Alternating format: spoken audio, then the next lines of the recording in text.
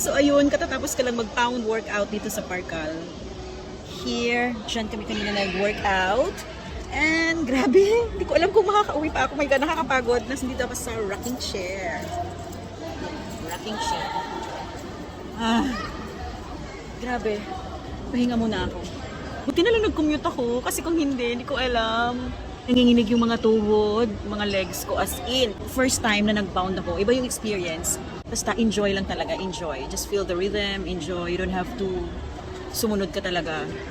Ganun. Pero grabe, ang saya. Oh, grabe yung hindi ko masabi, hindi ko ma-explain. Basta super! I mean, siguro in one word, it's malupit!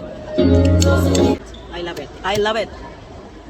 So, next month ulit, kasi ginaganap siya every second Sunday of the month dito sa Parkal, and it's free. This is supposed to be my damit kanina. Kaya lang, hindi ko alam, sabi kasi ng coach, magsisimula na daw, so nagmamadali na ako. Hindi na ako nakapagpalit. Okay, see you. Bye-bye. Yun lang, bye. Until next pound workout.